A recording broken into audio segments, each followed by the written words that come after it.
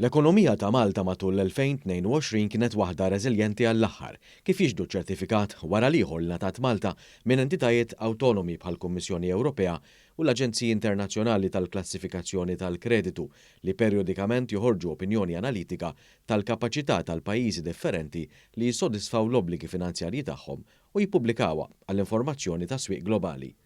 Matul is-sena l-ekonomija baqgħet dejjem tara investiment, innovazzjoni u viżjoni filwaqt li l-Gvern Malti ħadd deċiżjonijiet f'waqthom biex jiżgura li l-pressjoni kbira fuq il-prezzijiet tal-enerġija ikkaġunata mill-gwerra fl-Ukrajna ma tgħaddix għand il-familji u negozji kif sfortunatament seħħ f'pajjiżi oħrajn.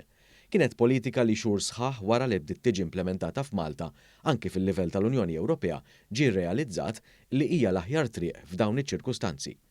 Il-budget li ġie ppreżentat f'Ottubru li għadda b'investiment tal fuq minn 7 biljun euro ukoll kompla u se jkompli jikkontribwixxi biex l-ekonomija tibqa' tissaħħaħ, tiġi assigurata l-kwalità tal-ħajja tan-nies u jiġu inċentivati n-negozji. Meta flimkien ma' ekonomista u akademiku mill-Università ta' Malta, One News taħarsa lejn l-andament ekonomiku ta' Malta matul din is-sena li waslet biex tintemm, it-tnejn li huma osservaw li dawn ir-riżultati nkisbu wara 3 snin ta' pandemija u fi żmien ta' konflitt fl-Ukrajna, żewġ fatturi li waslu għal żmien diffiċli għall-ekonomija madwar id-dinja kollha kemm hi. L-ekonomista Jessica Camilleri spjegat diversi metriċi li nħarġu matul din is-sena fosthom ir-rapport tal-Forum Ekonomiku Dinji li juri li pajjiżna jinsab fit-38 post minn 141 pajjiż madwar id-dinja kollha.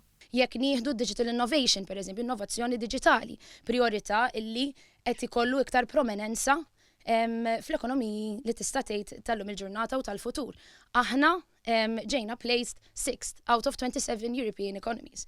Global Innovation Index 21st out of 132 economies. Minnaħa tiegħu l-akademiku Ivan J. Grishti fakkar ukoll f'kif f'Ġunju li għadda ir-rata tal-qatt f'Malta kienet ta' 2.9%, l-inqas rata ta' qatt li qatt ġiet reġistrata fl-istorja ta' pajjiżna.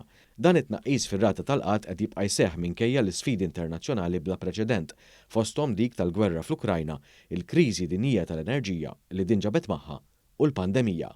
Dr. Grishti rimarka wkoll id-diversi rapporti finanzjarji internazzjonali li huma indipendenti u li ma jħarsu lejn wiċħad qed ibassru li r-rata tal-qatt se żżomm il-livelli baxxi li laħqet. L-aġenziji ta' kreditu l-għandhom mill-gvern u laqas mill-oppożizzjoni ħarsu lejn l-affarijiet b'mod oġġettiv.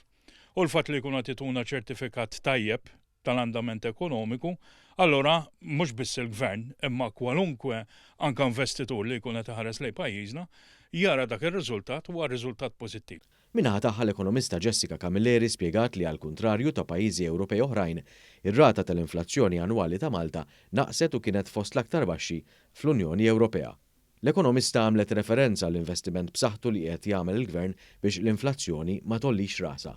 Jekk nitkellmu minnaħa ta' enerġija u inflassazzjoni li wkoll kienet kriżi li ffaċċjajna mhux aħna biss imma fuq livell mondjali wkoll, bis-sussidju li kien hemm fuq l-enerġija rnexxielna nżommu prezzijiet li ma relattivament stabbli minn fuq dak li huwa il-medju Ewropew.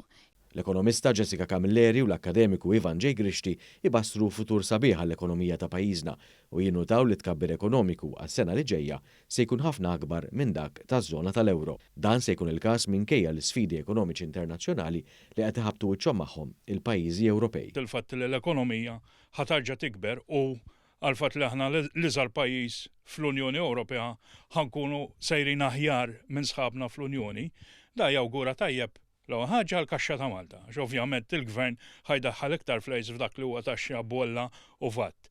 Imma permezz ta' dawk id-dħul ħajkun jista' jiffinanzja l-programm tiegħu.